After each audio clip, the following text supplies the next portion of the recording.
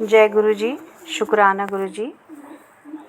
संगत जी, आज मैं आपसे एक सत्संग शेयर करने वाली हूँ जो हमें पटना बिहार से एक आंटी जी ने भेजा है। तो अब उन्हीं की ज़ुबानी हम सुनते हैं सत्संग।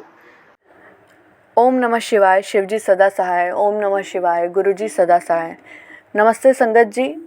गुरु जी के चरणों में मेरा कोटि कोटि प्रणाम। आज मैं आप लोगों को जो सत्संग सुनाने जा रही हूँ वो सत्संग मेरी नानी का है और इस सत्संग में आपको सुन के ये पता चलेगा कि गुरु जी जब से हमारे परिवार से जुड़े हैं तो उन्होंने किस तरह से हमारे पूरे परिवार की रक्षा की है और हमें हर परेशानी से मुक्त किया है।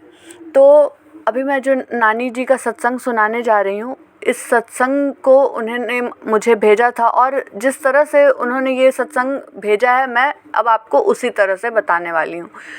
ओम नमः शिवाय। शिवजी सदा सहाय। ओम नमः शिवाय। गुरु जी सदा सदा सहाय।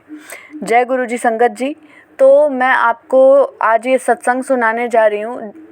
ये सत्संग है 2 साल पहले का, दशहरे के वक्त का। हर साल दशहरा की पूजा हम लोग करते हैं और 9 दिन हमारे यहाँ पाठ होता है और माँ दुर्गा की प्रतिमा लाकर हम घर में उनकी पूजा करते हैं और 10वें दिन उन्हें जाकर प्रवाहित कर देते हैं। मगर 2 साल पहले हुआ ऐसा कि मेरा जो पोता है सबसे छोटा वाला, उसकी तबीयत बहुत ज़्यादा ख़राब हो गई और उसकी तबीयत लगातार मतलब और ज़्यादा ख़राब होती ही गई। उसकी हालत में सुधार नहीं आ रहा था।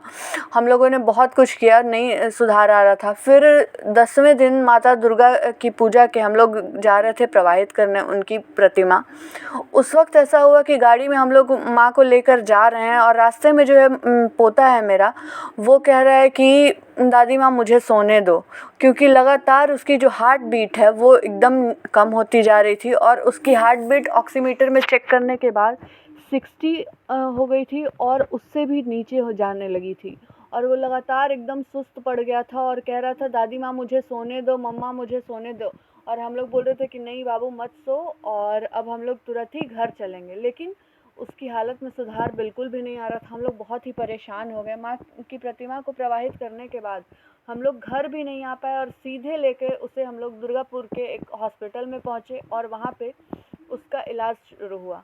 और बहू जो है वो हॉस्पिटल में ही पोते के साथ रुक गई और मेरी 2 साल की पोती वो मेरे साथ घर आ गई। पोती इतनी छोटी थी, 2 साल की थी, वो बार बार अपनी माँ की तस्वीर देखकर, भाई की तस्वीर देखकर रोती थी।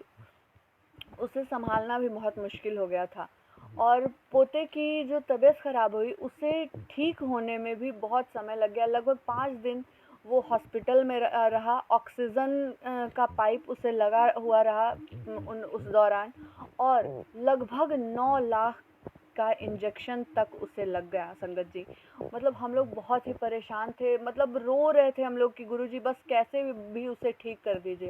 और गुरुजी का चमत्कार कहिए, गुरुजी की कृपा कहिए कि आज मेरा पोता बिल्कुल स्वस्थ है गुरुजी की कृपा से। और हम लोगों पे गुरुजी की कृपा ऐसी ही बनी रहे और हमेशा गुरुजी अपना आशीर्वाद इसी तरह बनाए रहें। अगर कोई भूल चूक हुई हो संगत जी इस सत्संग में तो माफ़ करिएगा, गुरुजी माफ़ करिएगा।